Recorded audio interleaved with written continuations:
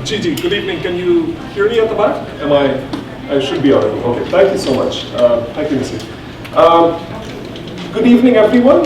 Sort of on behalf of the Department of Humanities and Social Sciences here at LUMS, I would like to welcome you all to this panel discussion on the recent floods in the country,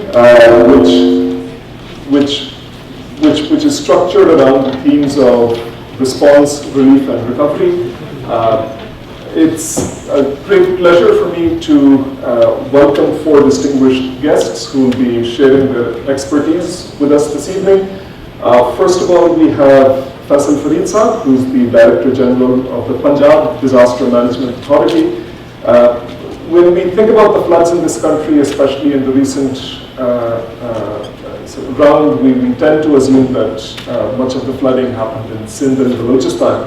But as we'll hear, and as some of us might already know, there was significant flooding in parts of Punjab as well, in DG Khan and Rajanpur. So we'll hear about response and recovery efforts that Mr. Farid was overseeing. We also have Dr. Sana Khosa, who is an assistant professor in the Department of Humanities and Social Sciences. She's currently teaching a course on disaster studies, and she'll be sharing insights in terms of how what occurred this year was similar and was different from what occurred about a decade ago during the 2010 floods. We have with us Sara Hayat, who's a climate change lawyer and a consultant. She focuses on climate change, law, policy, advocacy. And she's an adjunct faculty member here at LUMS and is also associated with the Aga Khan University and the University of Central Punjab. And finally, we have Huzaifa Ahmed, who is the co-founder of RISK, an organization that envisions a hunger-free Pakistan. And he's going to be sharing his experiences of working in the flood areas, describing to us what he saw when he was there in the field. What we're going to do today is that we're going to have two rounds of questions. So we'll go through round one, then we'll pose a second round of questions. I'll be posing these questions, and then after that, we'll open it up to the audience, and then you can, if you have questions, if you have insights or thoughts that you would like to share, we would very much like to hear them. Before we get started, just want to acknowledge the fact that Dr. Sana Khosa and Dr. Mareem Ibrahim have worked very hard to make this event possible. They're also the ones who are building the environmental cluster in the Department of Humanities and Social Sciences. We now have a minor in environmental studies. So if you're sort of inspired by anything that you hear today, if it makes you think that, okay, well, this is something that I want to be more involved in, then of course come and speak to the panelists, but do speak to Dr. Mareem Ibrahim and Dr. Sana Khosa about the environmental studies minor. And along with that, just want to acknowledge the fact that our chair, Dr. Waqar Zaidi, has been a sort of a steadfast champion of environmental studies, and I'd also like to acknowledge the support of Dean Ali Khan in building up this new and extremely important cluster in our department. So let's get started with the first round of questions. So once again, we'll do one round and then we'll do a second round. And then we'll open it up. Now, Farid Saab, let me begin with you. Let me begin by asking you what you saw as some of the key challenges as far as relief work in southern Punjab are concerned. If you could set the scene for us in terms of how the disaster unfolded and how your team responded at that point. So thank you very much for, am I audible? So thank you very much, sir, for giving me the opportunity to speak on this very important topic of disaster management and how we tackle this disaster and how rather we are tackling this right now in the field. Sir, first of all, I would say that this climate change is a real thing and it has played havoc in our country. Even at the beginning of this year, there were certain indications about that. And in a sense that we entered into summer season without having any spring. And then in the March, the temperature was about 40 degrees Celsius, which is not a common thing. Then in April and May, we faced kind of heat wave in our urban areas and a drought-like situation in southern Punjab. So I'm talking about all kind of disasters which we are facing right now with this climate change effect. The 22nd of June, which is basically considered the hottest day in the summer, was the coolest day in the summer this year. And on 26th of June, there was a kind of snowfall in Narang and in Babu Sarkar. So the early monsoon was quite wet and heavy, but the monsoon which we got was almost 200% more in the entire Pakistan that was against the normal. In Punjab was a bit lucky, we got almost 87% above normal rainfall, but in Balochistan it was about 500% more above normal rainfall. And Punjab, the southern Punjab is also affected by the rainfall in the eastern Balochistan because we share the Khoist Suleiman range with the Balochistan. So the heavy rainfall which occurred in eastern Balochistan that also come to Punjab, and because the Indus this is basically the catchment area of the Indus. So then after that we started the rescue work in a sense that Pakistan Punjab has alhamdulillah much more capacity, and because our rescue team, which we all know with the name of 112, is the disaster response force of the disaster management department. Almost 1,500 rescuers, they took part in the operation, and almost 800 boats were deployed, and there were a number of ambulances which were also deployed to rescue the people. We almost rescued 77,000, rather evacuated 77,000 people from the area within a period of 2 or 3 days. So thanks God that there were very little or deaths in our Rajanpur and Diji Khan districts initially. For the relief work, the specific question which you have asked, I would admit that there were certain gaps. Because relief work is a work which needs a kind of humanitarian instinct within you. And the government agencies are not tuned to that. We started sending food items, we started sending tents for the temporary shelter, we started sending the health teams. The livestock was a big issue for us, feeding the livestock. So we also arranged a kind of order for the livestock. Almost 184 relief camps were established in these 2 districts. And in each relief camp there was provision of water, there was provision of electricity, there was provision of cooked food, and there was provision of health facilities for both human beings and for the livestock. So the evacuated people, they were transported to these relief camps, but not all the people came to these relief camps. Some of them also migrated to their neighboring districts, to their relatives. Generally, people don't tend to come to these relief camps because of the cultural issues. Secondly, when the water raised in the areas of southern Diji Khan or Rojhan, then the people came out on the streets as well, on the roadside and on the embankments, and we provided them the temporary shelter. We also then provided the cooked food over there, and we also tried to provide the ration in these areas. Generally, it was a massive exercise which was done by the government of Punjab with the help of its allied departments and by the philanthropist organizations and the NGOs. They were also working very closely with the government, especially the religious outfits. They were very forthcoming. Secondly, I would say that during the relief work, what is the most important thing, if somebody asks me, then that is the data or the information which you require when you are doing the kind of relief work in any area.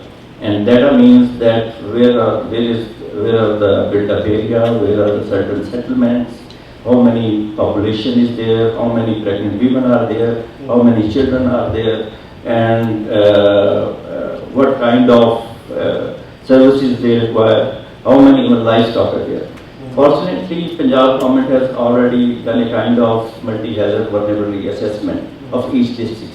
So we know that what kind of risk would be there, how much population is vulnerable in what areas. So we have a complete data information. And that data is not in the bookish form, that data is in the form of spatial database. So if you have a spatial database, then you can easily locate the things and send the teams for the rescue and for the relief work. The second important thing is the leadership, which is making the decision at the right time whenever it is required. Our entire administration was there in the Rajanpur and the DG Khan districts. Right from the relief commissioner, the chief secretary was also there. I was also there, remained there for almost 1 month. And at the national level, there is, NFRCC has been formed, which is National Flood Coordination Center has been formed. And the army was also involved in the entire relief and rescue operation. So it is very important to take a right decision. But if you are late by 1 hour or 2 hours or 3 hours, it means there may be many persons who would be, or many, you can say, there could be many children or there could be many women who would be watching for their rescue or relief to come in. So we have two things in our mind. Number one, how to channelize the water to the rural areas and avoid urban settlements. And we had all the data with us. So initially what we did is that we made road cuts. Even the Indus highway was also cut in certain places to avoid the water to go into the urban areas, and we were quite successful in that. Not a single big urban settlement was inundated in these floods due to that decisions which we took at the spot. And secondly, the relief work was so quick that not a single family was there who couldn't get any shelter or any water or any food. There was no issue of that. Another thing which we did right at the right time, that we issue an alert to all the districts as well. So the district administration started sending the relief goods and items to us. On the third day of flood, we were shortage of labor who could unload that. So in this sense, I would say that the Punjab government has the greater capacity in terms of rescue operation and relief operation. But again, there were certain gaps which I must admit that we lack that kind of zeal and zest which is basically possessed by the humanitarian organizations which do with the intrinsic motive of providing assistance to the people. Thank you, Farisal. I sort of have a number of follow-up questions, but I'll hold off on those until the second round. I mean, it's, but that was sort of very informative and also thought-provoking. Dr. Khosa, I mean, let's if we can take a step back and if we can try and assess what happened in this country vis-a-vis a comparison of what happened in 2010. What might be some of the main similarities and differences, and what do we make of those? Thank you. Can you hear me? No.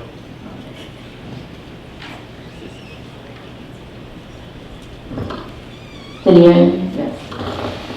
Okay, so we hear a lot of this word that this is unprecedented. Yes, it is unprecedented, but I can draw many parallels to 2010 floods.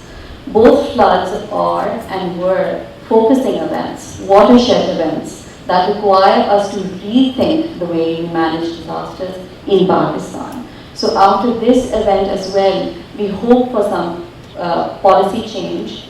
We hope for stronger institutional support at the local level especially. In 2010, we called them super floods, and we also called it the slow motion tsunami, and this year we are calling it the monsoon monster and the climate carnage. Both were largely the events that were caused by torrential monsoon rains, unprecedented for sure, as Mr. Fareed told us about how the monsoon rains were bigger this time. However, the temporal and the spatial impacts are of course different. The 2010 floods started in our northern areas, very, very different to what happened this year around. The monsoon rains began in central Sindh and Balochistan this year, and then it led to flash flooding in southern Punjab and some regions in KPK as well. The good thing about, if you have to call it a good thing though, there were less riverine floodings this time around. Last time in 2010, what happened? Oh, we just turned it down. Oh, okay, sorry, I was No, no. So in 2010, there was massive riverine flooding in Punjab especially, so which really caused a lot of destruction and havoc in Punjab. So this year, Punjab was kind of, I wouldn't say saved, but Balochistan and Sindh, and especially rural areas that don't have the capacity to absorb these shocks, were hit really hard. So around 12% of the population was impacted in 2010. And if we need a figure for this year, the population impacted is 13.6. 83 districts were impacted this year, and in 2010, 78 districts were impacted. So both are very unprecedented and huge impacts. So we need to do this comparative analysis as well, and need to look at what we have learned after 12 years of the 2010 floods.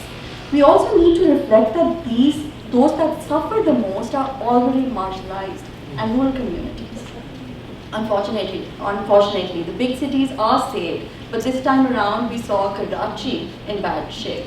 We saw Hyderabad in bad shape as well. So this is something we need to take into account, that who are being impacted the most in these disasters. There were massive displacements in 2010, there are massive displacements now.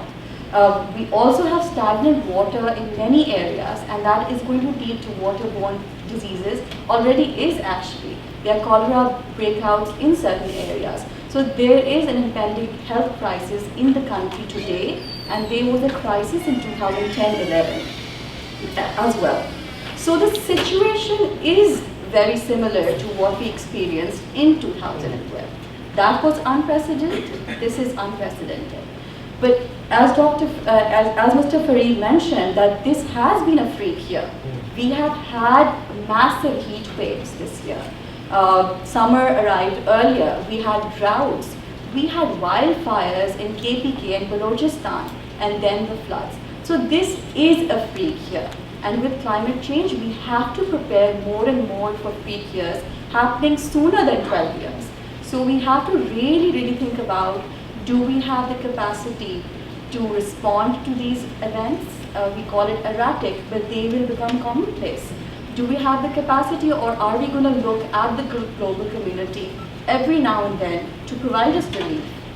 And with the UN cluster approach now helping so many areas in rural Sindh, there were some areas they were not reachable by the government, and now World Food Programme is expanding their mission and reaching areas with the help of Rescue 1122 in Sindh as well. So it is a delayed response, for sure. The good news is, as Mr. Fareed also mentioned, Punjab has developed capacity, and certain areas in Sindh and Balochistan and KPK have also developed capacity. So in 2010 floods actually, your Punjab PDMA was there on paper and it got implemented during the floods. So now our PDMAs are working full-fledged all over the provinces. So yes, we have provincial capacity, but do we have local capacity? not so much. Not in areas which are rural in nature, and we have to really revamp the way we manage disasters now. We have to think about every disaster is local first. Of course, our global community is not going to come in just as the floods arrive. So we have to have a better capacity to manage these floods and other disasters locally as well.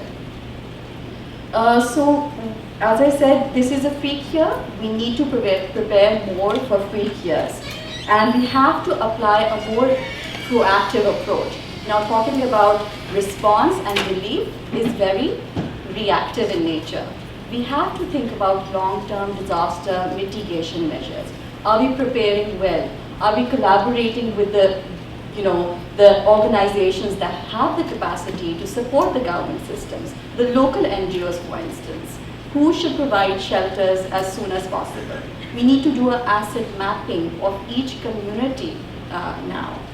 And we certainly need we need to access the climate finance as well. And there's a UN summit going to happen this year in November in Egypt.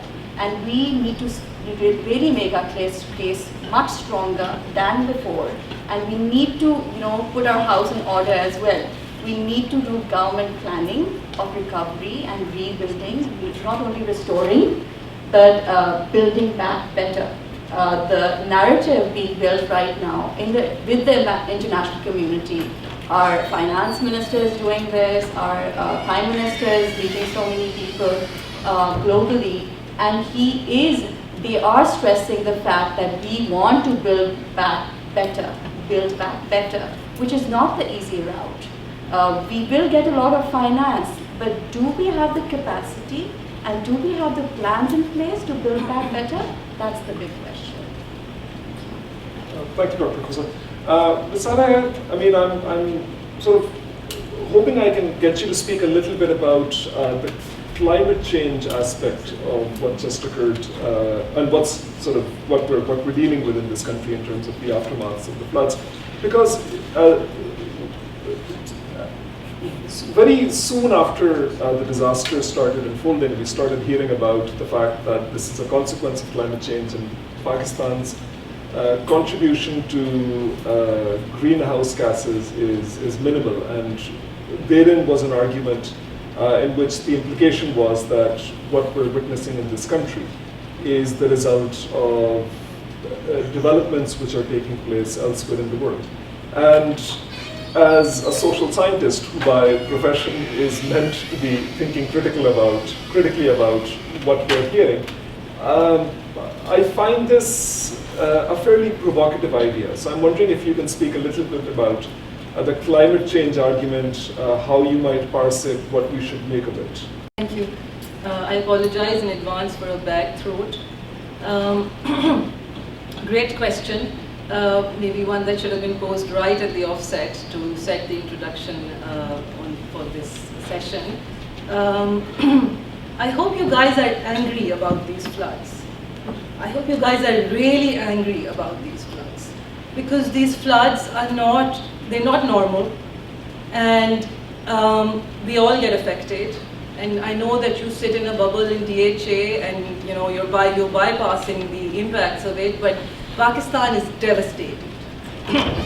This country will experience the aftermaths of these floods for years. And we are all responsible, us more than those who have been impacted, because we contribute more to global greenhouse gas emissions as people who are not marginalized financially. But coming back to anger, you should know where your anger should be directed. So these floods, unprecedented, catastrophic, call them whatever you want to call them, basically, but this is a humanitarian crisis. This is pretty much, if you ask me, the worst climate catastrophe that this part of the planet has seen in recent history.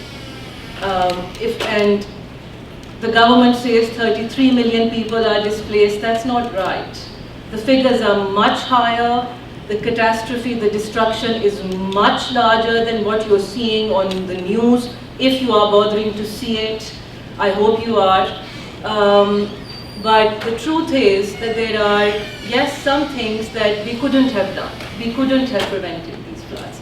And maybe this is a one-off opinion, maybe this is purely personal, but the truth is the government really couldn't have predicted the scale and intensity of these floods.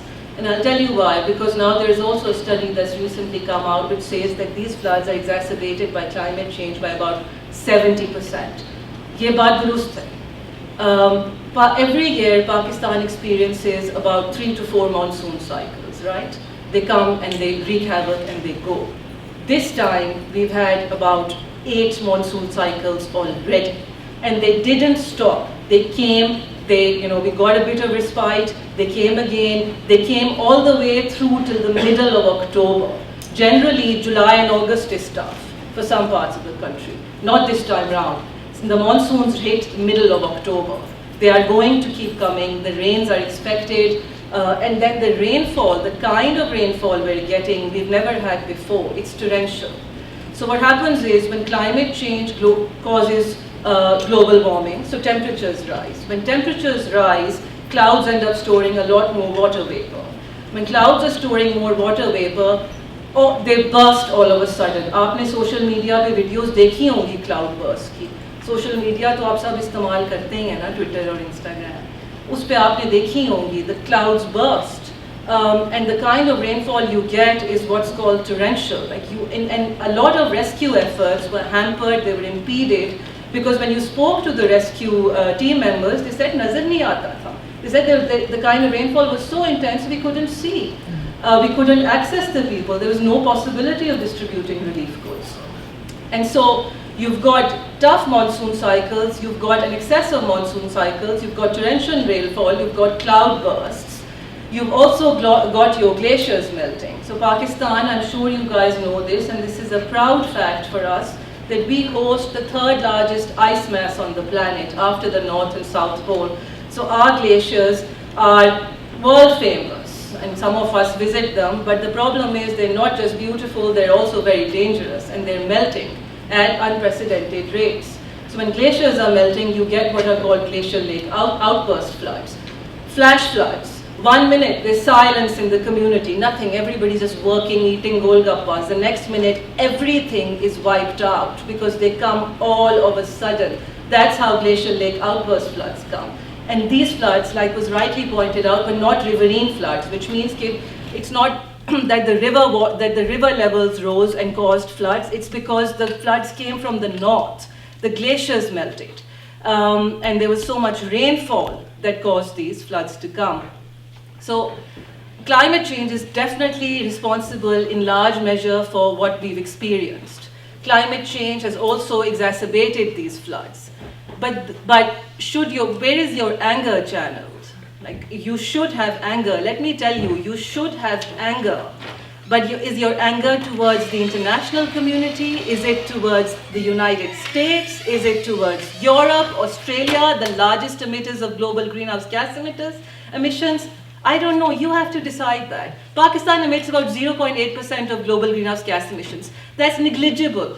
That's literally negligible. I'm not saying we shouldn't control and curb even these, but our contribution to climate change is negligible. And on top of that, if I have time, I'll tell you that we are actually doing something about climate change. A lot of countries on this planet are not doing anything about climate change, and they're the ones responsible. But climate change is not the only problem that's come.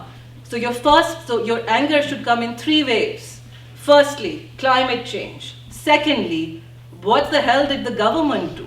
Pakistan knew these floods were coming. Every year we experience flooding at some level or the other. Pakistan is vulnerable to climate change. We are almost always in the top 10 countries most vulnerable to climate change. We experience flooding at some scale, at some level every year. The government knew these floods were coming.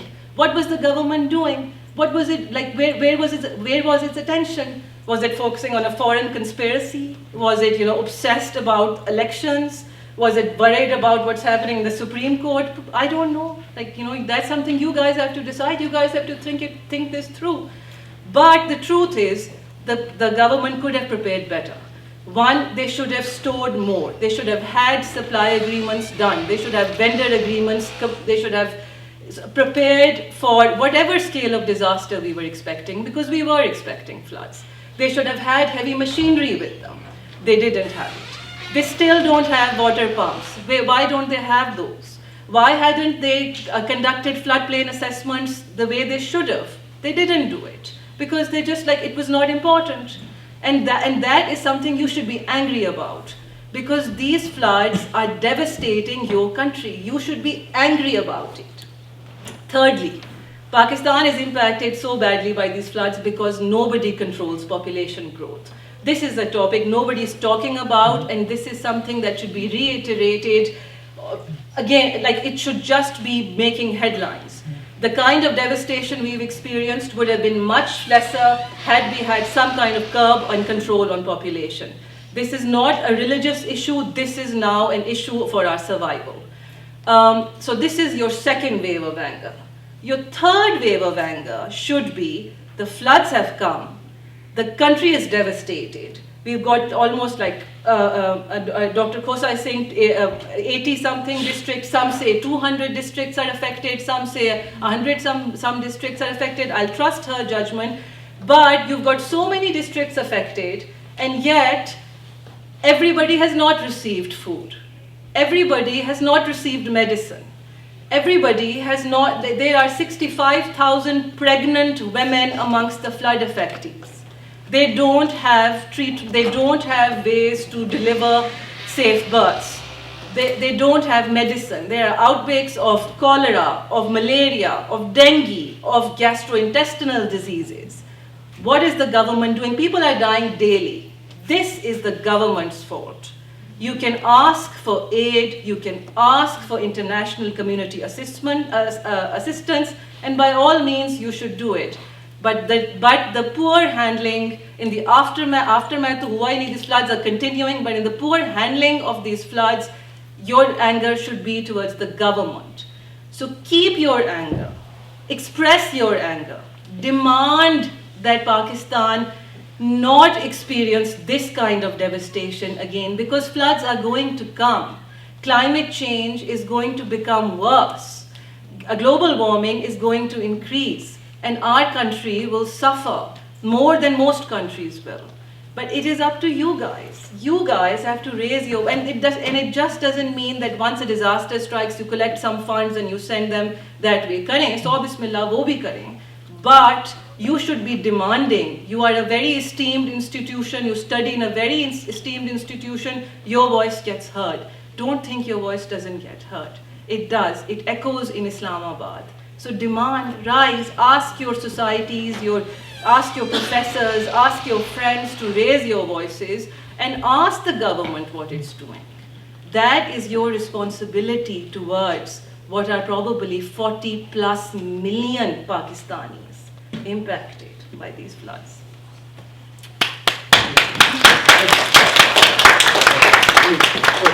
Thank you, Ms. Hayat. I mean, I think that's a very important call, and I think the prospect of these type of events occurring in the future, perhaps with more frequency, is a very, very grim one. Muzaffar Sahib, if I can just sort of ask you to now sort of give us a ground level perspective. What did you were there on the front lines, the so-called front lines. What did you see? When you went out there for the first time, what was your initial reaction? So what was going through your mind at that point? And equally importantly, how were the local people coping before large-scale relief efforts got underway? Okay, so thank you so much. So I'd be speaking on majorly two things that I want to really focus on the first round. So first thing is how we were conducting. So I'm majorly, I belong to an organization that is working on food security around the year. And conducting relief is not our expertise, but being in the domain of food, especially our mandate is food.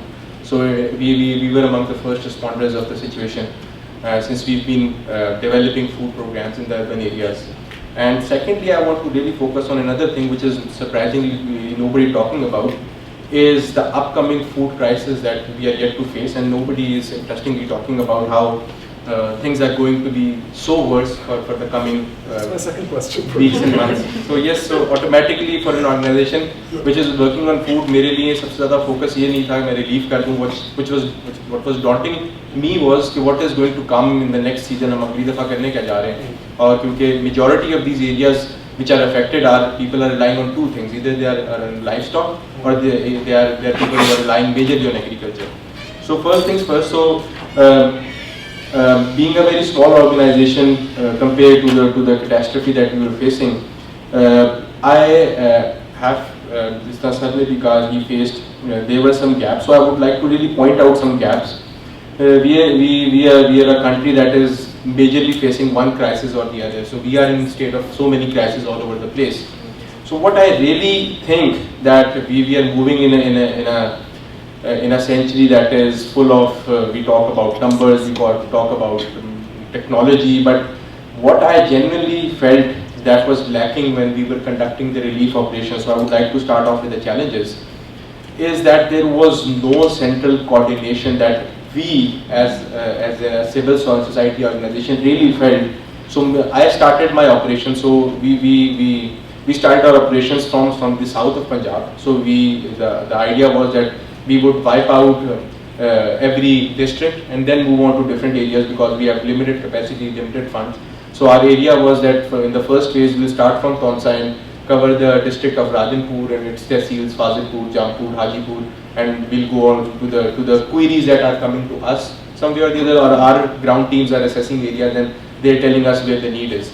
And we were majorly distributing food and tents, but the major emphasis was either on developing kitchens where it was needed. So we were developing either kitchens with the help of Pakistan Air Force, we collaborated with them, or we were providing food assistance with the help of connecting with local NGOs. What I really felt was there must have been a department, so there was so much aid that was flowing into the province from different areas. Al-Khidmat, I can name Ahuat, I can name so many religious organizations as they were very forthcoming as I pointed out. But there was no organization, no district government organization, no 1122 unit that was centrally coordinating the entire relief operation and generating the heat maps wherever the food and the aid was needed. So you're talking about billions of aid that is flowing into a province, into a very concentrated area, and it can create wonders for those people. But who is managing where all of this is going? So I have seen trucks being looted in those areas, repetition of food aid being given to those areas where people are themselves saying we don't need the food anymore, we need something else. So that has happened with my team as well. So what I really thought at sitting in those days in Rajanpur was I was in touch with DC office, so I was very well connected with the ministries, and I was very much well connected with the local organizations and the local city government. I went through the organizations that were working in, so I had very good terms with them. But what I was struggling myself, so I have messages, records of myself talking to local government and asking them, do you guys have a data? So I am coming with aid of millions of rupees. I have food trucks full of food. Do you have suggested areas? Can you provide me some real-time heat maps that could actually tell me that you guys should work on these areas? So I was not given. So until today I do not have. I have one sheet of PDMA data that was flowing around in groups that was telling me which area has the need assessment that they had done by that time, of telling me what the disaster and what the disaster levels were in certain areas and provinces. So there must have been a body, a coordinating committee that must have people from the leading organizations, that should have, there must have been a board. So that was my suggestion that I was recommending to. So by chance I had a lot of CSS people from LUMS that were now, they were appointed and they were doing their duty in south part of the Punjab. So they were my friends, they were from LUMS, they were recently deputed as through CSS. So I was talking to them and they were facing the same issue. So what I thought at that particular time was there must have been a board, there must have been a committee constituting of the largest founders and directors of the largest NGOs that are contributing. So maybe you could have sat down the president of Ahuat, Al-Khidmat, Red Crescent, World Food Program, the people who are sending 30, 60, majorly 70, 80% of the aid that is coming into the country is coming through these guys.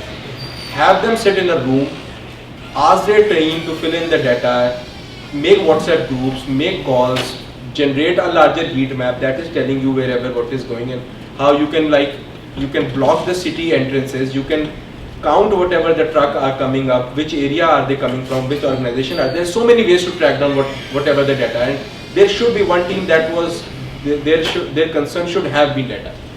Their concern shouldn't have been what is happening on ground, or should we need to go down. They should be isolated in a room and they should be just feeding data and telling civil society organizations, telling people, telling private philanthropists, if you are coming from your village full of food and truck and money, where should you go? Right. If you are entering Sindh, there must be a guide. Sure. Or and people who were dropping food at local administration offices, they had their own logistical problems. They do not have people who could offload the trucks. Local district government, I used their warehouse for 2 days, and even I had so many inventory issues in there. I stopped using their service after a couple of days because they had severe inventory management issues at their warehouses. They had severe security issues at their warehouses. People were hopping up their doors, they were climbing up their doors. They were after their necks for the food that was in their warehouses. And they had no clue how to properly manage that food resources. Some of them were suggesting that we give out food at the night times. Some of them saying that you should go there, you should do this. So I was, the very second day I was handed over to a local Patwari. It took him the entire day to compile a list of 250 people. He opened several registers and there he was compiling my team was more efficient. So by the time I had made a small application for my team to real-time gather the data, the need assessments, the forms that my team, so there was a team that was going around in different villages, our team, and was doing a need assessment. So we were getting more sort of an accurate and real-time data of where should we moving our trucks next. So this is one thing. So lack of data, no real-time data. If there was real-time data, okay, that's great. Why was not it shared publicly? There must have been a public portal that Pakistani people should have been able to see. That could have been connected with a donation platform for all the NGOs. If you are comfortable giving to lumps, donate to lumps donation drive, donate to Al Khidmat donation drive, donate to Ahwad with a central populating data that is showing wherever the need is, certified by PDMA, certified by local government, certified by district government. That was the need. There was no guidance given to local NGOs and civil society, and there was a lack of central management. If somebody is willing to come, there must have been a very real support system. So there was not a support system given to local NGOs if they were planning to come, where there must have been residential camps. I don't require much of facilitation, but there should be a facilitation if you have such a strong philanthropic body in a country like Pakistan, who are among the highest payers of zakat. They're among the most philanthropic nation. You know they would react. So at least if the government is slow to respond, they have limited capacity when it comes to fund. What best you can do is to provide best assistance to all those organizations. So this was lacking. And the second part is, so when you go to the ground, people, these people are actually the ones that are suffering a lot because they relied on two things. So either they are people who are relying on agriculture, or either they are the ones who are relying on livestock. So what is yet to come is a thing that we must hold more discussions and seminars on. So we are in the process of relief. When relief, as rightly said, should now be, because whatever these guys make policies, whatever these guys would do, but what I've been hearing about is we might expect a similar situation next year. How are we systematically organizing our relief efforts? Do we have a plan to have a very systemized relief effort? No, I don't think so. Sindh is still struggling with its bureaucracy. Sindh is still struggling with its political elite, and they don't have a plan to distribute stuff and organize a very systematic, process-oriented relief. So relief must have a very systematic approach to itself as well.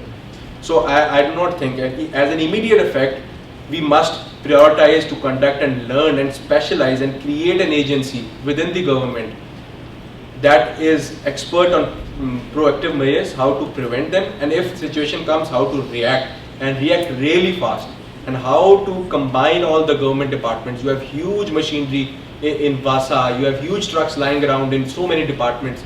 How can you make use of all the logistics and all the manpower that is lying idle in those times? So there must be a very reactionary and very fast approach towards relief, and that should be really focused on a very strong data-oriented approach. And second thing is, if you go on to read reports right now, you will see Pakistan, the government is reporting 1/3 of Pakistan is drowning. We have around 10 billion, the reports are yet to come, they are still compiling, they are still in the making, but we are actually seeing a $10 billion loss of food, agricultural food, that is around 3% of your GDP.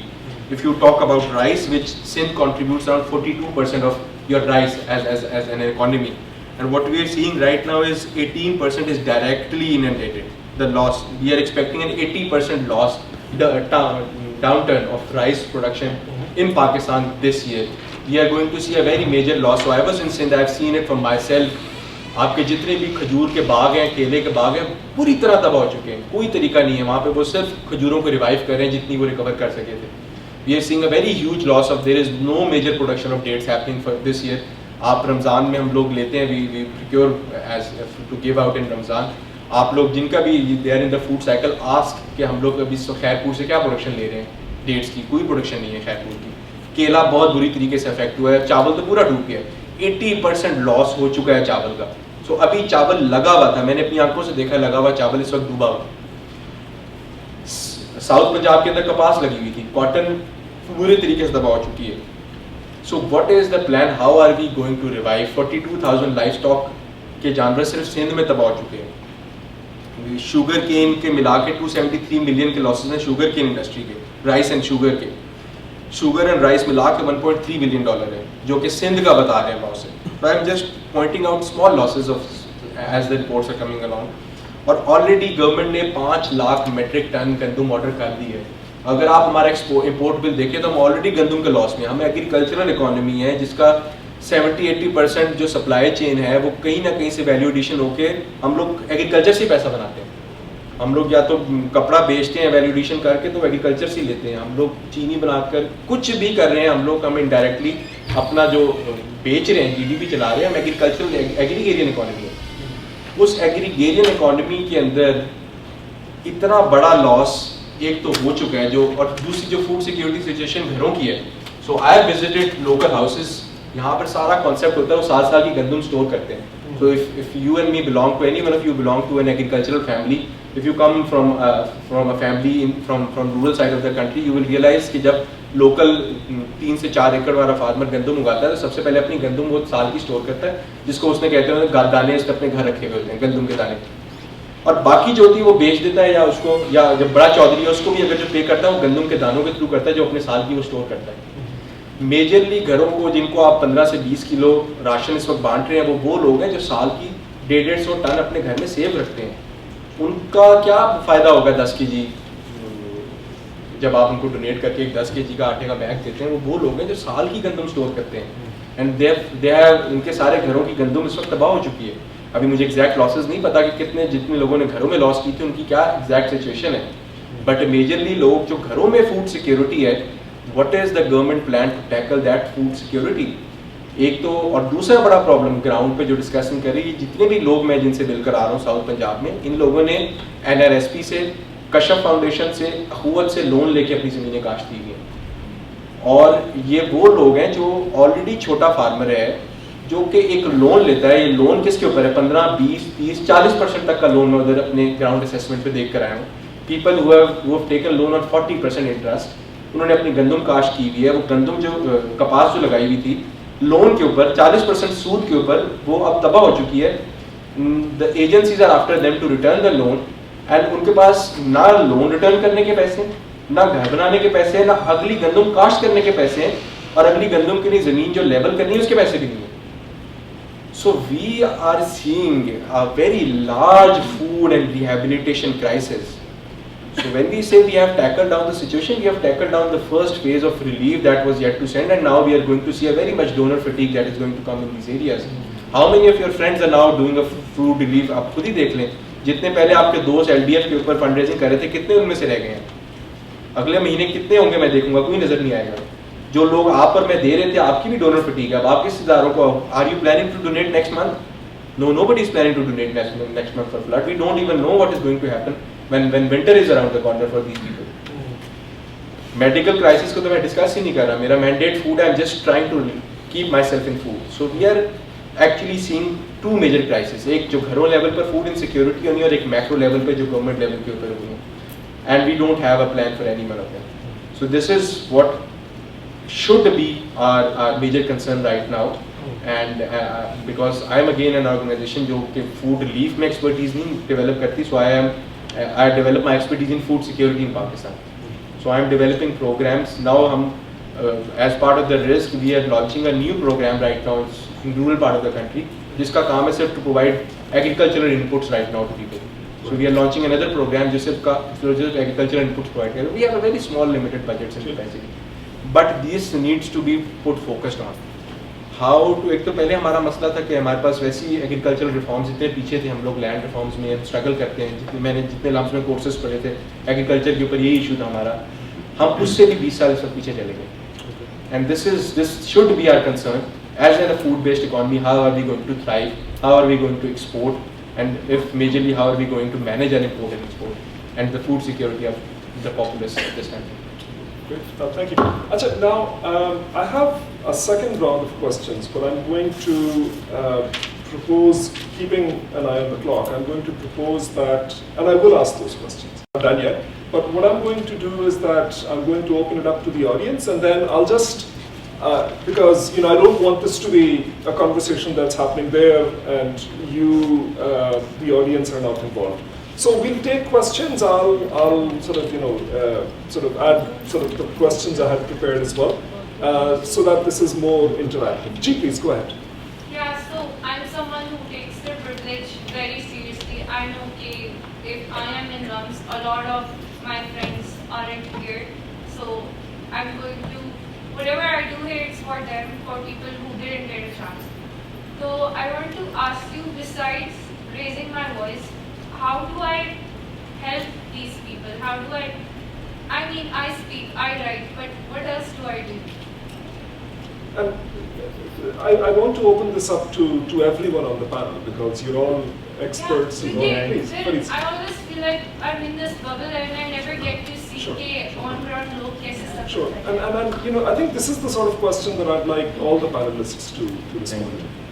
So what we should do in the wake of climate change and the climate injustice, which Madam has just we set out that we should have some kind of anger against the government, against the injustices, against the thing. We should raise our voices. But the more important thing is that we should change our lifestyles. In a sense that what is the total organic waste in our homes, which is producing carbon. Our organic waste is much more higher, our kitchen waste is much more higher than the normal countries, which is producing carbon and adding to that environmental pollution, which is causing the carbon eminence in the environment. Number two, have we done anything for rainwater harvesting at the local level?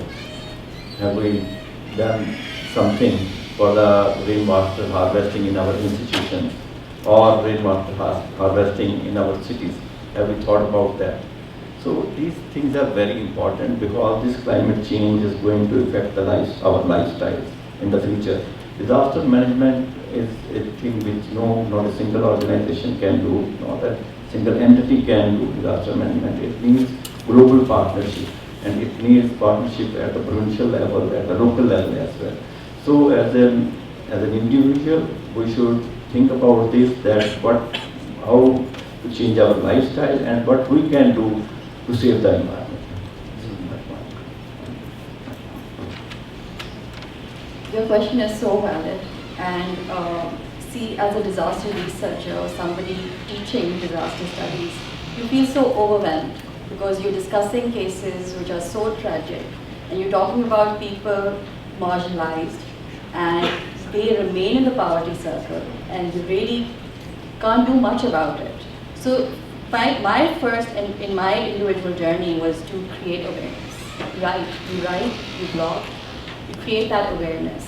And then, of course, if you're not able to go on the ground, you obviously think about Al-Huwath is doing really great work.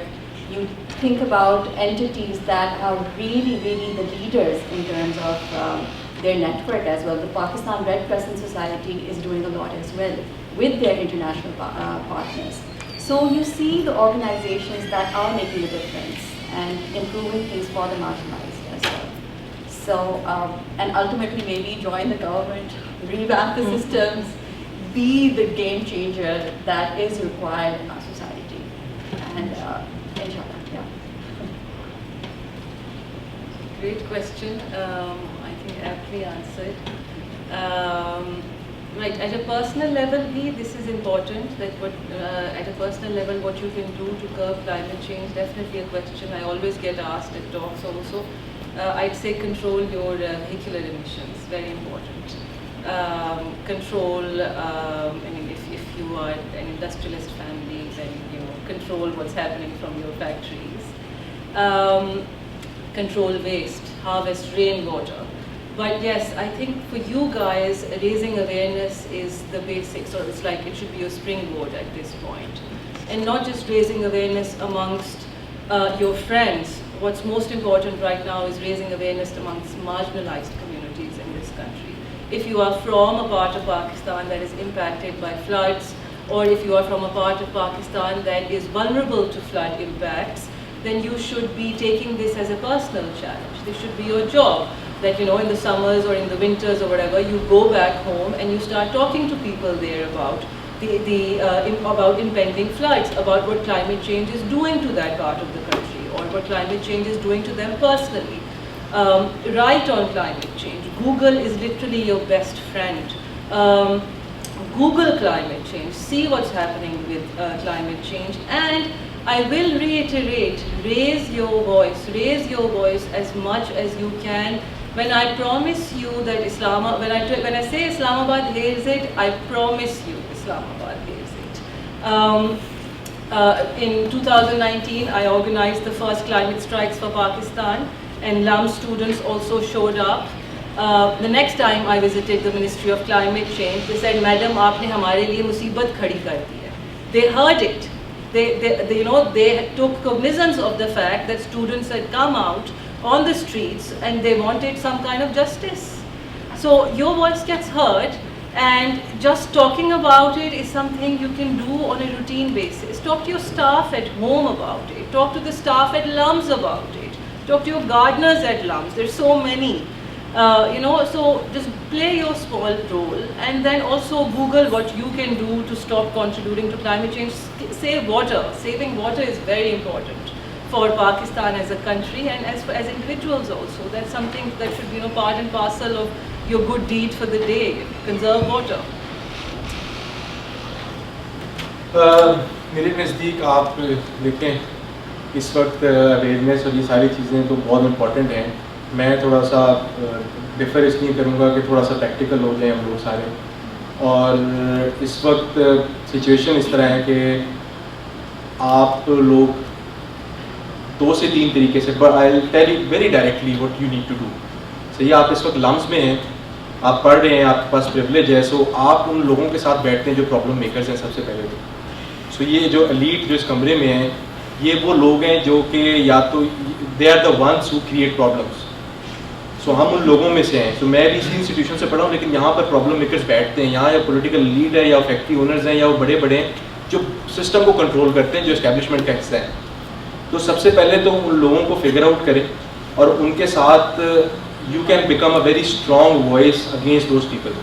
You need to talk to them very seriously. ये मैंने अपने साथ ये किया है. मेरे दोस्त हैं, फ्यूडल लॉर्ड्स हैं, उन्हीं के गाँवों में मैं काम कर रहा था, और मैं उनको कह रहा था कि शर्म आनी चाहिए यार, तुम 20 साल से अपने लोगों को तुमने दबा के रखा हो. वो सुनेंगे. आपको अपने दोस्तों के ज़रिए एक तो चेंज लाने की ज़रूरत है. और ये इस तरह के इंस्टीट्यूट जो कि पाकिस्तान का बहुत प्रीमियम इंस्टीट्यूट है, यहाँ पर ऐसे लोग आते हैं, और वो अगर ऐसे लोग इस जर्नी में आपके लम्स के साथ गुजरेंगे ना, तो वो चेंज होंगे, क्योंकि वो आपके दोस्त हैं. वो they will have a soft ear to hear those things from you. दूसरी चीज़ ये है, टेक प्रैक्टिकल स्टेप्स ना हो. आप लोगों में से कोई ایگریکلچرل لینڈ بیک گراؤنڈ سے ہے اس روم میں؟ ایک ہو گیا، دو ہو گیا. جس کے انڈائریکٹلی ڈائریکٹلی آپ لوگ گاؤں سے ہیں اور آپ گاؤں میں جاتے ہیں، آپ لوگوں کی زمینیں ہیں، کتنے لوگ ہیں؟ پلیز ایگریکلچر بھی ایک بہت مہذب انسٹیٹیوشن ہے، بہت ریوارڈنگ ہے. پلیز میرا جتنے بھی لوگوں سے ہوتا ہے اپنے گاؤں کو ریہیبلیٹیٹ کریں، دوبارہ ایگریکلچر کے اندر انٹرسٹ لیں. سب سے پہلے تو ایگریکلچر کے اندر واپس کودیں. ہمیں ضرورت ہے ہمارے پڑھے لکھے لوگ واپس اپنے گاؤں میں جائیں، اپنی گاؤں کی زمینوں کو سوسائٹیوں کو بیچنا بند کریں.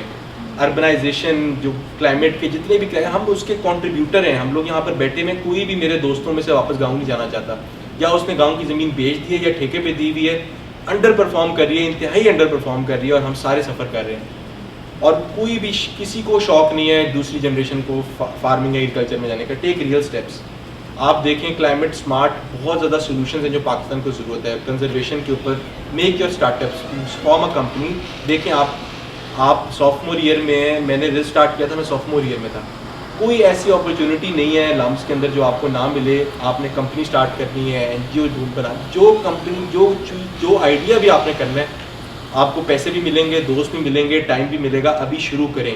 اور بہت زیادہ we need a lot more ideas that are actually working on ground to make things happen. آپ نے جس فیلڈ میں بھی کام کرنا ہے اس فیلڈ میں کودیں. اویئرنیس آپ ساتھ ساتھ پھیلاتے رہیں گے. جب آپ اس میں جائیں گے اویئرنیس ایک بائی پروڈکٹ نکل جائے گا. لیکن اب ہمارے پاس اتنا کم ٹائم ہے نا پاکستان میں خاص طور کے اوپر، اور اتنا کرائسس ہے، ہر جگہ کرائسس ہے. آپ نے لائف اسٹاک کے اندر آنا ہے، آپ نے فوڈ کرائسس کو سالو کرنا ہے، آپ نے ایگریکلچرل کرائسس کو سالو کرنا ہے، آپ نے پاپولیشن کرائسس کو سالو کرنا ہے. آپ نے جو ابھی یہ بات کر رہے تھے جتنے بھی لوگ افیکٹ ہوتے ہیں یہ ایکسٹریم پاورٹی کے لوگ ہیں آلریڈی.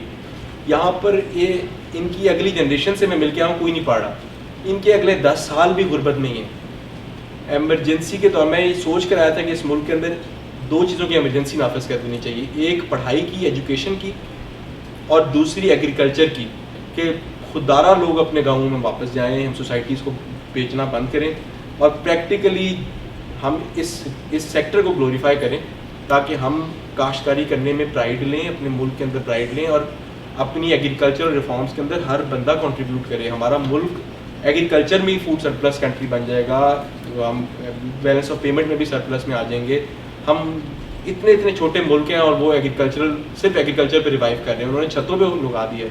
ہمارے اپنے لینڈ اس وقت پڑے ہوئے جس کے اوپر کاشتکاری کرنے کے لیے لوگ تیار نہیں ہیں. لائف اسٹاک ہمارے ملک کا انتہائی انڈر پرفارم کرتا ہے، ہم لوگ اس کے اوپر کام کرنے کے لیے تیار نہیں ہیں. تو میرا تو آپ سے یہ ہوگا کہ پلیز آپ دیکھیں آپ نے کس فیلڈ کو چوز کرنا ہے. پاکستان کو خاص طور پر اگر پاکستان کی بات کرتے ہیں، گلوبل ارینا میں بہت لوگ بہت کچھ کر رہے ہیں. گریٹا اٹھی تھی، گریٹا نے اویئرنیس کی. آج پوری دنیا کلائمیٹ چینج کے اوپر ایک بچی کی انفارمیشن کے اوپر بات کرتی ہے. آپ نے صرف اگر نیشنلسٹ اپروچ لینی ہے، پاکستان کے لیے کام کرنا ہے، غربت کے اوپر کام کریں، پاکستان کی ایجوکیشن کے اوپر کام کریں، پاکستان کی ایگریکلچر سیکٹر کے اوپر کام کریں. پانی کا بہت بڑا کرائسس ہے پاکستان کے اندر، واٹر کرائسس کے اوپر کام کریں. یہ سارے کلائمیٹ کے اندر بھی آ جاتے ہیں، آپ کی ایگریکلچر پالیسی کے اندر بھی آ جاتے ہیں، اس میں جینڈر بھی آ جاتا ہے، اس میں بہت چیزیں آ جاتی ہیں. آپ کے سارے چیک باکس ہو جائیں گے. لیکن پریکٹیکلی ان 4 سے 5 ڈومینس میں کام کریں. Just collect questions over here. Dr. Chakra, Dr. Faiz, and آپ کے پیچھے الیاس آپ پیچھے.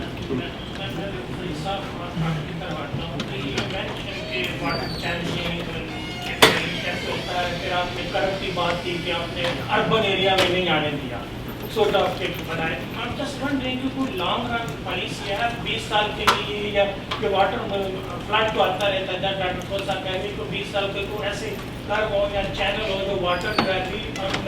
کوئی دن میں مجید صاحب گئے جو بینک والے سے آئے تھے جو ڈائمنڈ ہے وہ جو ڈفرینٹ ڈیم بن رہے ہیں، دیٹس ناٹ اے سولوشن. تو اس طرح کا چینل ہونا چاہیے واٹر کا جو واٹر اینڈڈ اپ ان سی میں جائے. تو such kind of long run چاہیے، اس کے لیے کچھ ڈیکیڈ چاہیے. ایک تو یہ تو کچھ پروسیس ہے اسٹیٹ لیول پہ. ڈاکٹر فوزا صاحب سے کیا کہ ڈاکٹر حسن نے پہلے بات کی سملیرٹی کی، سملیرٹی کے جو ہمارے پاکستان میں ہو رہا ہے. But I'm just wondering, can you compare with another area? Let's see کہ بنگلہ دیش میں فلڈ ڈفرنٹ ٹائم میں آ رہا ہے. اس کے پیٹرن یا سملیرٹی یا انٹینسٹی یا مینجمنٹ جو ہے وہ کیا وہ پاکستان میں اپلائی ہو سکتی ہے. And also I'm just wondering, you travel a lot to state, بڑا پاپولر اسٹیٹ sort of सारा blame state पे दे दो, ये बड़ा बिकता है really. So I'm just wondering, as a solicitor, as a lawyer dealing environmental, कोई ऐसी strong recommendation आप दे सकती हैं कि आप किसी को sue कर रहे हो या prosecution हो, जैसे आप वो फैक्ट्री की बात कर रही हैं, public awareness के अलावा भी तो proper solid हो सकता है, कोई जिनका धुआं नहीं कर रहा है उनको कोर्ट में जरा घसीटें, तो something solid हो रहा है तब करना awareness हो. So that's all. फरीद साहब आपसे शुरू करते Flood prevention में one of the most important thing is to build the dams, to store the water which is available to you.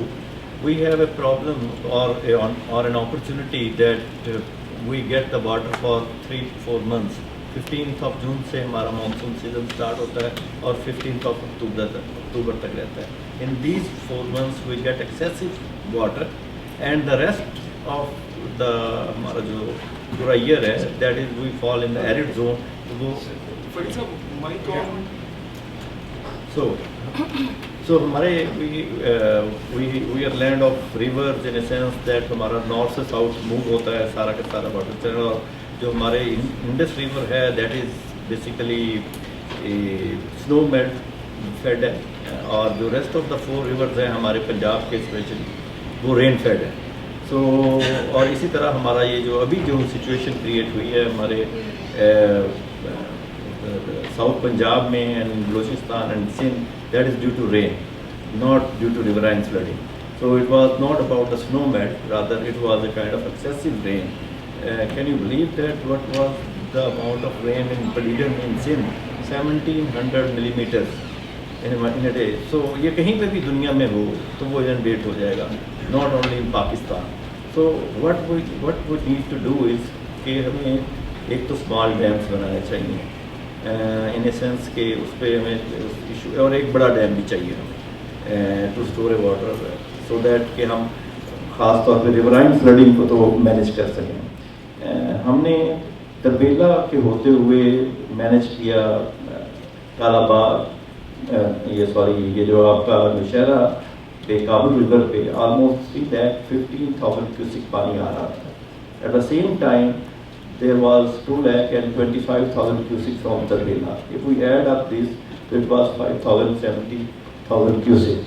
So what we did is हमने Tarbela को 1,15,000 पे रोका, ठीक है, so that कि जो पानी आ रहा है काबुल रिवर का 3,30,000 वो आसानी से इंडस से गुजर जाए, so that कि इंडस हाई फ्लड में ना आए. So dams are the first thing to prevent the floods. There is no other alternative. अब सेकेंडली जहाँ पे ये कोई सुलेमान वाला एरिया है जहाँ पे इस दफ़ा ये सारी सिचुएशन क्रिएट हुई है, वहाँ पे काफ़ी ज़्यादा स्टडीज हो चुकी हैं कि how to store the water in this area. अब the issue is there is some cost benefit analysis which need to be done या which was done. If we get the rainfall in once in 10 years or so whether it is beneficial in terms of financial terms to construct a dam which have to be used once in 10 years, ये एक बहुत बड़ा question mark है. Secondly वहाँ पे चूँकि जब ये रिवर ये हिल टॉर्न से पानी आता है तो उसमें सेडिमेंट बहुत ज़्यादा होती है, so that dam cannot you can say function more than 10 years. So if ये जो हमारी क्लाइमेट चेंज का जो एस्पेक्ट है इसको थोड़ा सा अंडरस्टैंड मैं दोबारा आपको कहता हूँ. इसमें यह है कि इस दफ़ा तो बहुत रेनफॉल हुई है, maybe next 2 years are drought years और 3 years are extremely drought years. So अगर आप इतने डैम्स बना देंगे और एक डैम को बिल्ड करने में बिलियंस ऑफ रुपीज लगते हैं, सो आप उसका कॉस्ट बेनिफिट एनालिसिस करेंगे कि क्या कि इन डैम्स को बना के आप क्या अचीव करेंगे इन ए डे, जो कि 10 साल में इनकी लाइफ पीरियड ख़त्म हो जाएगी. So the other way to do is कि हम जहाँ पे पानी आ रहा है वहीं पे उसको हार्वेस्ट करें. उसमें ये है कि ख़ास तौर पे अर्बन एरियाज़ में हमने पिछले दिनों वासद ने आपको पता है लाहौर में रिजर्वायर्स बनाए हैं. देयर आर 3 अंडरग्राउंड रिजर्वायर्स, जिसकी वजह से लाहौर में अर्बन फ्लडिंग जो है वो काफ़ी कम हो गई है. Similarly now government is making underground reservoirs in other major cities as well, so that water could be used for municipal purposes. So this is one way of harvesting the water, especially of rains. or southern Punjab maybe there could be one or two dams, small dams in the upper mountainous areas where there is less sedimentation, so that we could वहाँ पे जो है थोड़ा बहुत पानी हम save कर सकें और that could be utilized. The third thing is to channelize the hill torrents.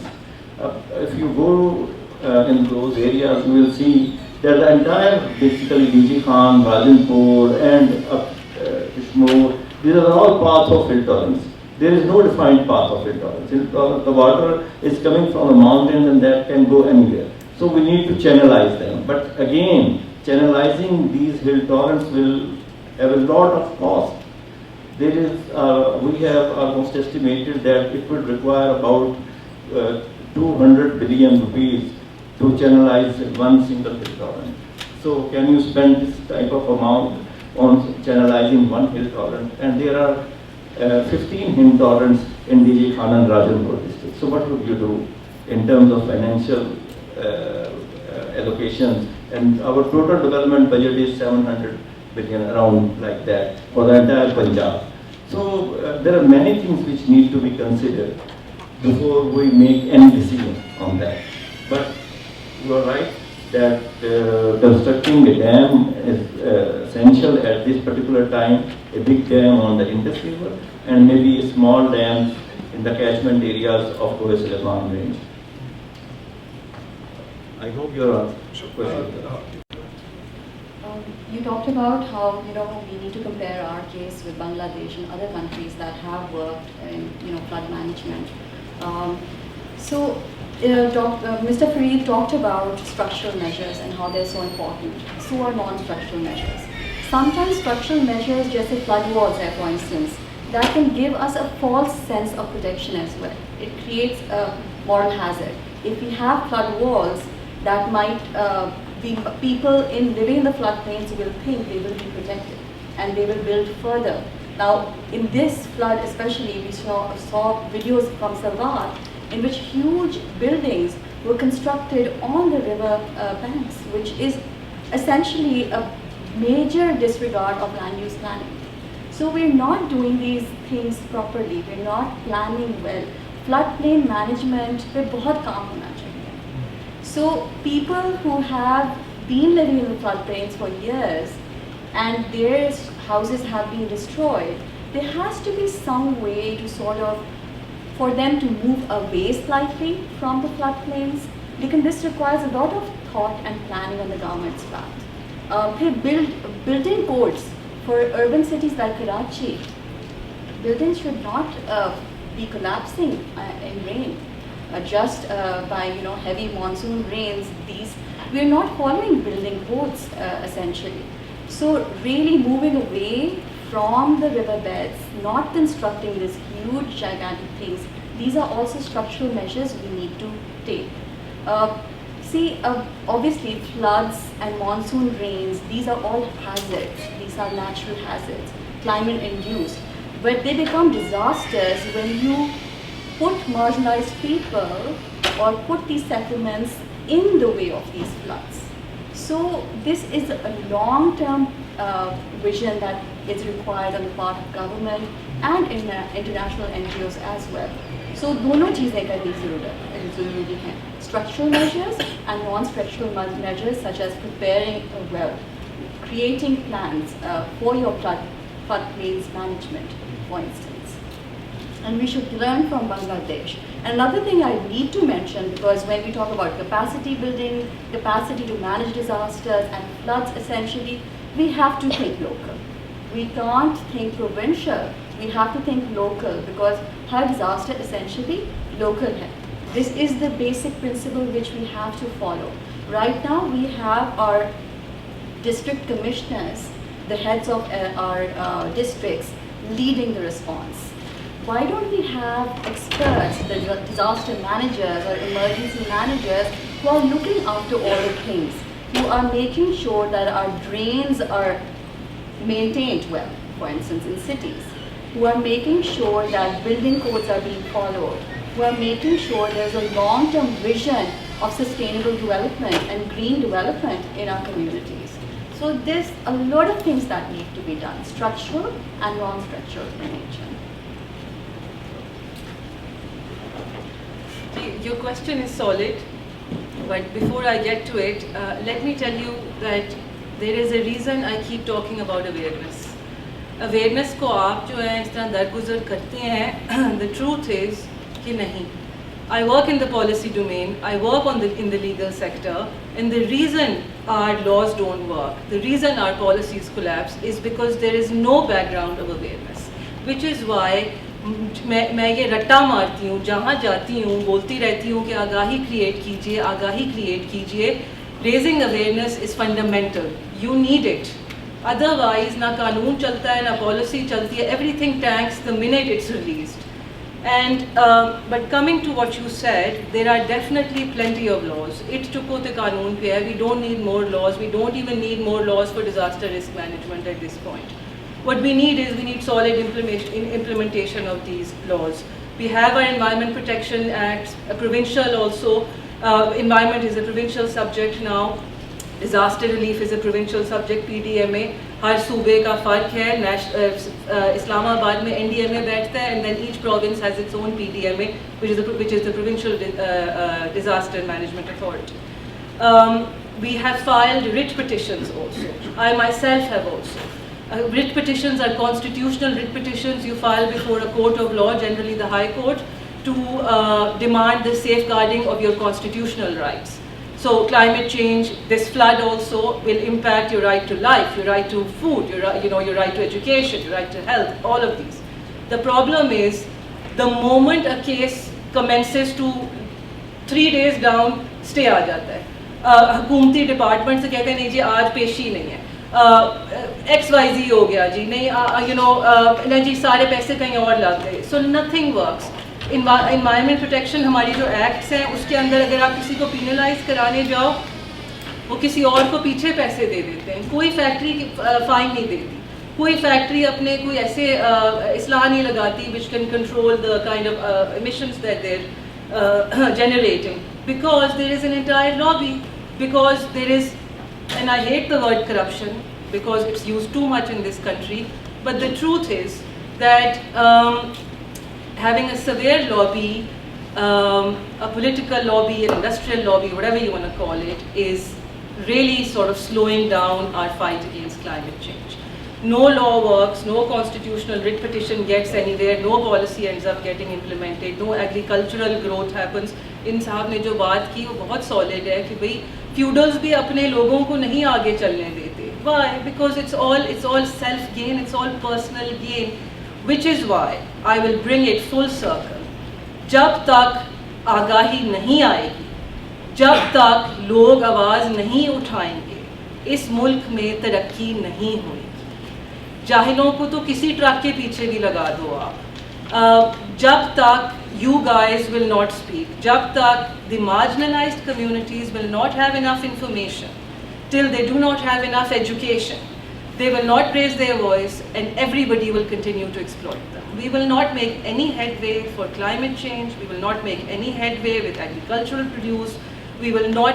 So a big जो आपने बात की, let me tell you this, इन्होंने जो बात की climate smart agriculture की, इतने solutions हैं इस वक्त, इतने solutions हैं. But small scale farmer is not educated enough to embrace them, doesn't have the resources, and the large scale farmer doesn't want to give that education to the small scale farmer or even to the man or woman working on their fields, because that just makes them too independent. What you need is you need education, you need awareness to be distributed uniformly across this country. Balochistan में dark ages आती हैं कभी-कभी. In some areas, because nobody gets any education across, which is why the province doesn't flourish. So and I cannot stress, do not at any point think that awareness raising is a very secondary or a very basic or a very child's play kind of thing. It's not. Nothing will work. Laws don't work. Writ petitions don't work. Policies don't work. Nothing works unless you have awareness at a grassroots level. Thank you. Dr. Faiz, and then let's just take sort of a round of questions. I see sort of 3 sets of hands going up, 4. So let's gather these 5. Let's gather these questions. Let's cluster them, and then sort of we'll get the panel to respond to sort of sum out all of that. Yes, please. Thank you, Hassan, for this panel. Thank you to all of you. You've been brilliant. I had every intention of leaving after half an hour and stayed back. So thank you very much for that. Also, Zepha, I'm just so proud that what you're doing. Even though I had nothing to do in your growth, absolutely. I don't remember you as a student, I'm just really proud. Thank you for what you're doing. And when you were speaking, I was thinking, if you at this age could figure out a plan of action or what's wrong with the existing plan of action, why the hell doesn't the state or those who manage the state why are they so incapable of, like you said, कि हमने 30 दिनों में एक app बना ली. मतलब I'm really like thinking कि ये official level पर ये कैसे replicate नहीं होता. But you were saying कि when you started speaking about anger, so my first anger was against the state. And I understand, to Faisal Saab also, कि I understand ये एक ऐसा year था, it's such a long year, it feels like equal to 10 years. Because April, May, every one of us, यहाँ हम lunch पर बैठते थे, हम बात करते थे, are we going to be a Sri Lanka? Are we going to default? It is the same year. So while I'm angry at the state, I also realize कि state के पास capacity नहीं है. हम probably June में default होने वाले थे. So, but despite those limitations, what I want to basic things, मतलब आपकी messaging बिल्कुल नहीं है. मतलब I want to ask कि जो बात हुज़ैफा ने की कि आपके पास एक donor fatigue, it's not even donor fatigue, it's almost donor dementia. जब COVID आया, NCOC बनी, which was an ad hoc, sort of organization. उनके पास बहुत वैक्सीनेशन नहीं थी, लेकिन डेली मैसेजिंग, न्यूज़पेपर्स में मैसेजिंग, टीवी चैनल्स पर मैसेजिंग, ट्विटर पर अपडेट करना. I was beginning to forget Huzaifa, I was beginning to forget कि कोई एक महीना पहले I had donated to something. You just lose, track of it because there are so many problems around. So if there is one thing that your department can do, which is at least keep the news alive. आप news media पे जाते हो, Twitter पे जाते हो, oh so and so's audio recording has been released, oh Angelina Jolie came etcetera. लेकिन messaging, remind people. So while I understand कि state is cash trapped, state does not have expertise, लेकिन कम से कम लोगों को रिमाइंड तो करा सकते हैं. And this is something. I also wanted to ask Sana, because as a political scientist, as an academic, I am thinking about structures. So we need people with passion, we need people with brilliance, लेकिन ultimately 220 million का मुल्क है, 1/3 to 1/2 of it is actually ground. You need to have a system in place. And I'm curious because you as an academic would understand, the NDMA, I think it was created after those disastrous 2005 earthquake. Yes. मतलब compared to NCOC, which was an ad hoc institutional platform created to respond to COVID, why does NDMA, so it would be 17 years at least since NDMA has been created, why does it look so absolutely abysmal in terms of its performance? मतलब what's going on? What is your assessment? Also, कि जैसे ये पंजाब के उससे आए हैं, and everybody here talked about South Punjab, Rajanpur, Dera Gazi Khan. If you could shed a little bit light about, for example, the Sindh version of PDMA or the Balochistan, जिसका मतलब all you see is कि military helicopters जा रहे हैं and trying to get people out. So if you could just very briefly enlighten us about this whole architecture of NDMA and the provincial units. Thank you. Excellent questions, Asma. Let's collect them and then we'll have a final round of comments from all the speakers. But sort of just make a mental note of what you want to respond to. Please, आपके हाथ. मेरा सवाल team की 2010 में बना था, आज 12 साल हो गए हैं. We had floods in 2010. Last year India में बहुत सीवियर फ्लडिंग हुई थी. तो हमने क्या मेजर्स लिए थे इन 12 सालों में, और अब क्या अगले सालों के मेजर्स हैं कि हम ये सिचुएशन दोबारा अवॉइड कर सकें. वैसे ये सिचुएशन इतनी सीवियर होनी भी नहीं चाहिए थी जितना टाइम हमारे पास था. तो ये इतना लैकलस्टर क्यों था ये plan? Good question. Please go ahead. So all of my questions are for Farid साहब. First question is कि आपने जैसे पहले बात की थी कि आपने बहुत ज़्यादा डेटा कलेक्ट किया था, वो हमें अभी पता चल गया है कि कोई इतना खास डेटा नहीं लोगों तक पहुँचा है. So my question was कि how is this data collected? Who collects it? If you do collect it, how do you share it, if you ever share it? And do you share it with health and other departments within the government? If you don't share it with external bodies, do you think there's going to be any possibility of you indicating or making such policies that they are now shared with other people, since clearly the government in and of itself is not does not have the capacity or the will to do anything in these issues. Secondly, I wanted to ask कि आपने IPCC की वो रिपोर्टें नहीं पढ़ी थी जिसमें लिखा था very clearly कि बहुत ज़्यादा precipitation होने वाली है और पाकिस्तान में ये चीज़ें expected हैं कि extreme weather events होने वाले हैं. So all of this stuff, like would you say that there's no awareness within your own organization about these things? Is there no sort of correspondence between national disaster management and the climate change ministry? Do you guys even talk to each other? And lastly, I wanted to ask what was the total budget that you had to deal with this year's disaster, and how did you utilize it so far? Thank you. G at the back. Okay, so the first question is that So, there are almost 3 documentaries by Al Jazeera talking about the corruption in the relief efforts. There are multiple articles that are already written about rain not going to feudal lords instead of the people that are doing this. So my first question is, why have we not done anything about using the existing resources properly, rather than we have focused all our energy on pooling new resources, as everyone on the panel has suggested? Secondly, during the COVID relief efforts, there have been multiple sets of data collected to coordinate the efforts of NGOs that have been really effective. As Sir Zephyr has mentioned that this flood relief has been uncoordinated. Why have we not used the system that we have invested so dearly in to coordinate the flood relief efforts as we did in the COVID time? Okay.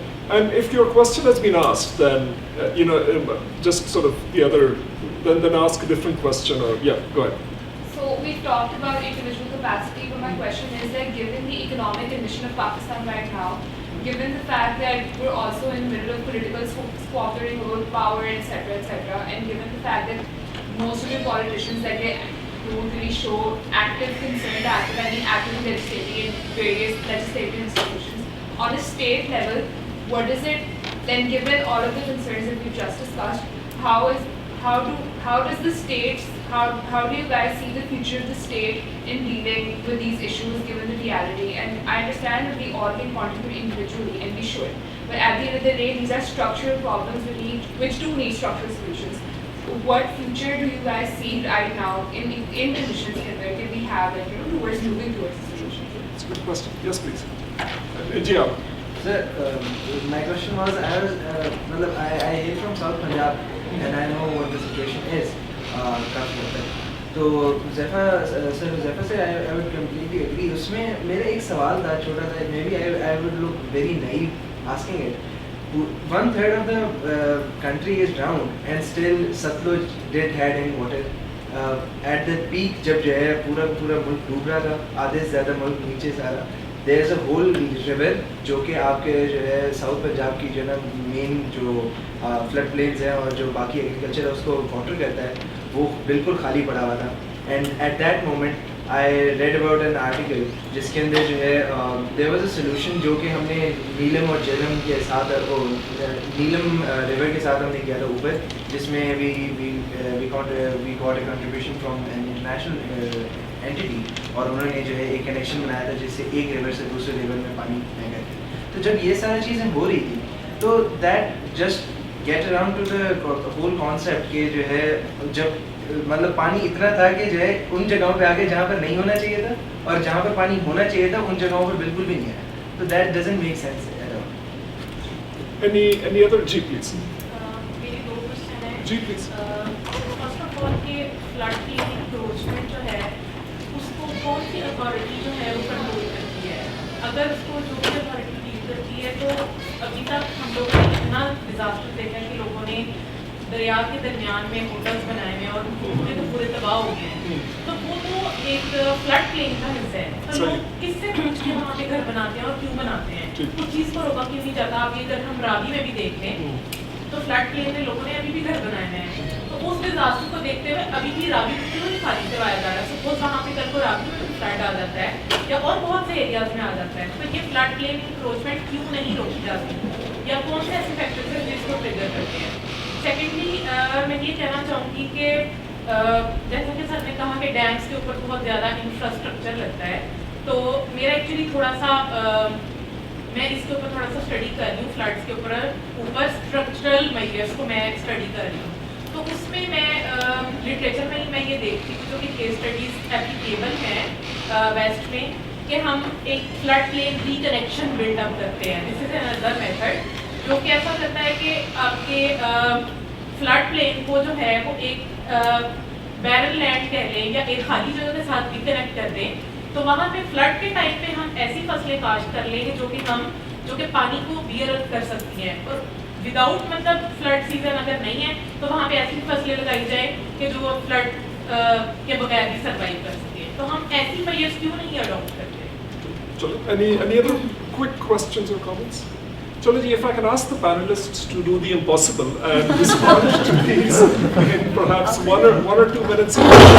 You know, I do want to point out that you know we'll be around. There's tea outside, so maybe you can approach them directly and sort of get more clarification. So many questions. So whatever I would first respond to the last question in a sense that you talked about the encroachments in the floodplain, and there is a floodplain regulation act of the irrigation department in each province, which basically deals with the encroachments, and it is basically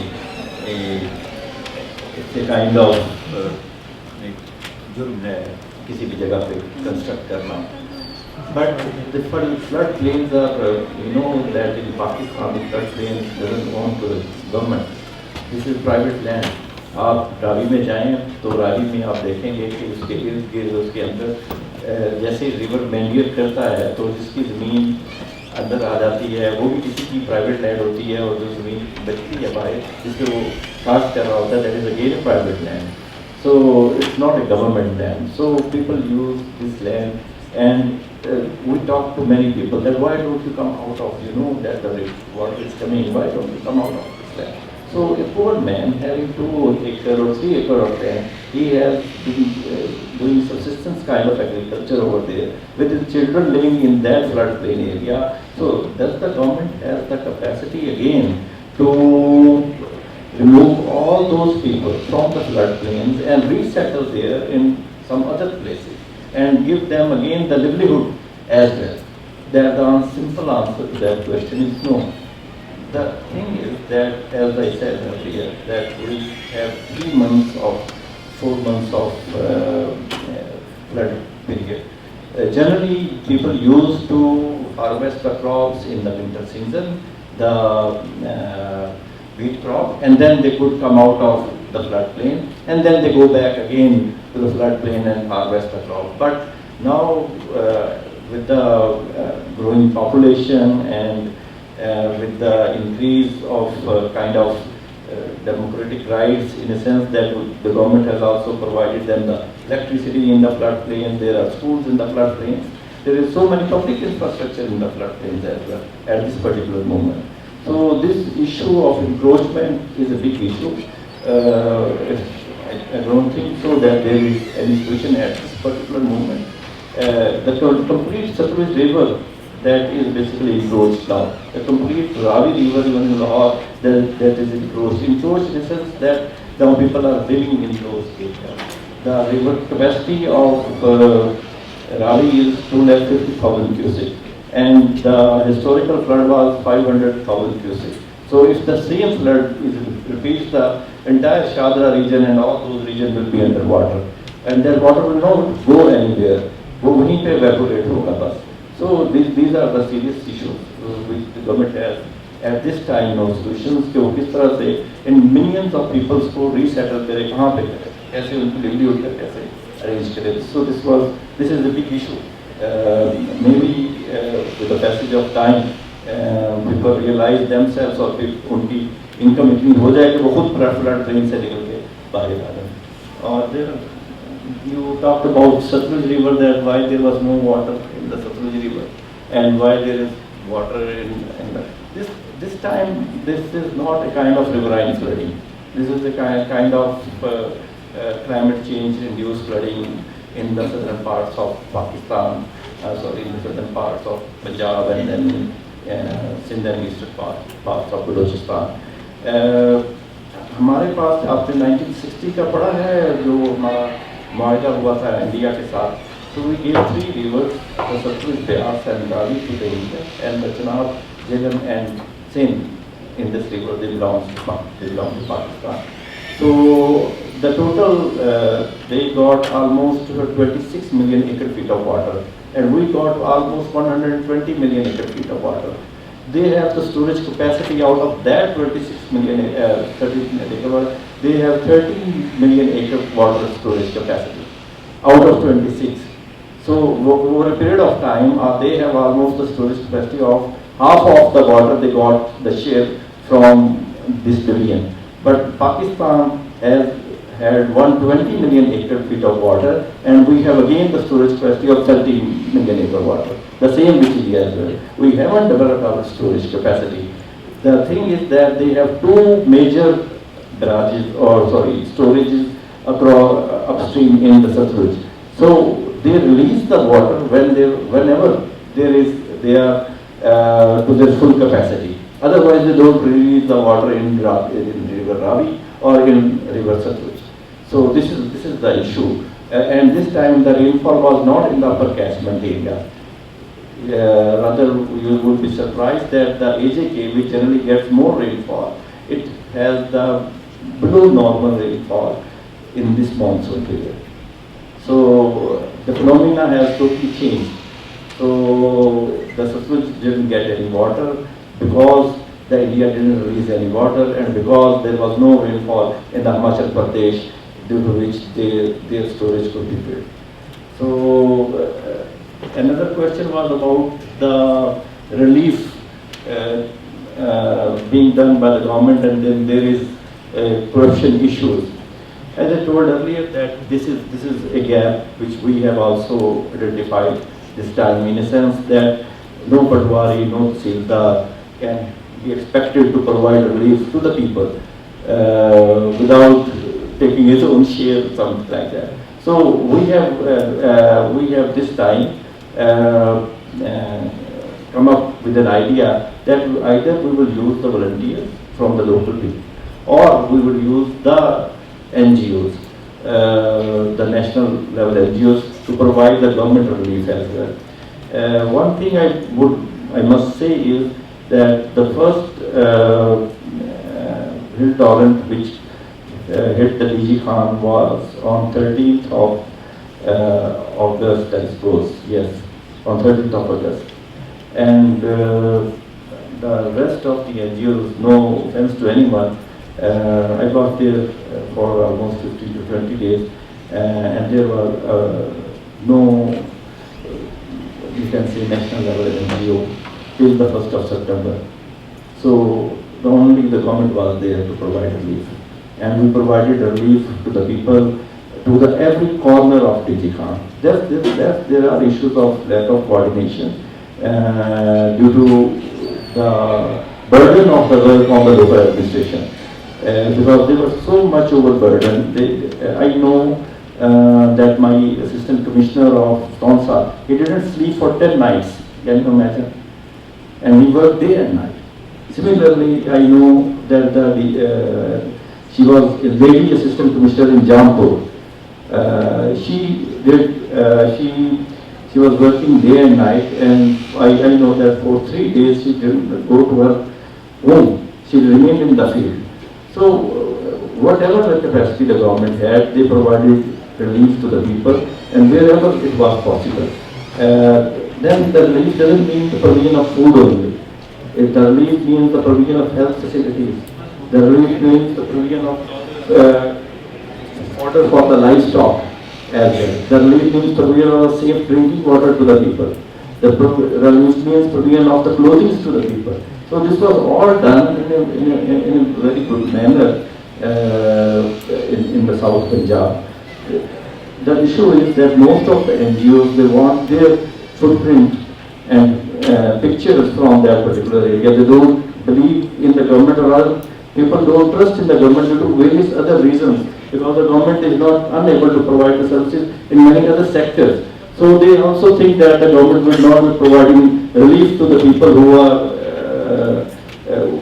in misery. So that is not the case. directly rather than coordinating with the government. So this is one of the issues with the local NGOs.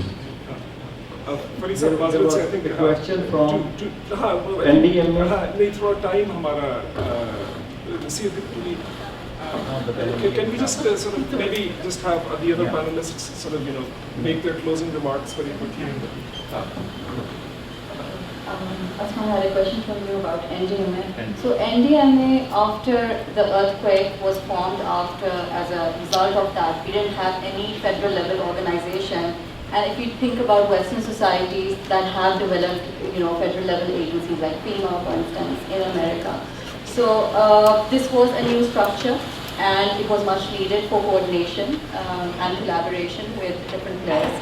And it was formed in 2006. And in 2007, there was the NDMA Act that said now we're going to have provincial disaster management authorities and also district disaster management authorities in all the districts of Pakistan. So in 2010, when the floods happened, there were no DDMAs. They were only on paper in the Act. There was no DDMA actually implemented or formulated. And this is something I would think Punjab government has done a lot in terms of developing at least offices and then district commissioners taking on the role of emergency managers within a disaster setting. However, it's still very reactive. Balochistan, we have to understand the dynamics are very different than Punjab. Now, PDMA was developed essentially under Shehbaz Sharif, the Chief Minister. And Balochistan, we know, has had a coalition government, and there's so many, people involved within the government in Balochistan. And it's very fragmented, the state in Balochistan. So many rural areas, the reach of the state is not enough in all the areas. And then, hota kya hai that areas which are high risk, essentially means historically, those were areas with floods, for instance, those are going to be developed more. However, with torrential rains and climate change changing these monsoon patterns, we have to ensure that every district has the capacity. Earlier this year, actually a few months back, we had a very bad incident in Dadu, Chandio village, in which the help arrived 12 hours later after the fire incident broke out. So can you just imagine state help coming out 12 hours and the pain and the anguish? This is something which requires, your help should come within minutes. So your local responders have to have the capacity. You need to build the system bottom up. Right now, NDMA is a very top-down, bureaucratic sort of organization. You cannot expect it to look after all these local concerns throughout Pakistan. So we have to build the local capacity. Thank you. I think there's another event that's scheduled to start at 7 o'clock. But thank you very much. But maybe if your question wasn't answered, we can move outside. Please, don't feel that you sat through this and you didn't get a response. So just come, pose your question. We'll be outside. There's some tea, sandwiches, and we can ask our guests to stay and converse with us for a few minutes. I think these questions could continue for another hour or so, which just means that we need to do this more often. Thank you very much.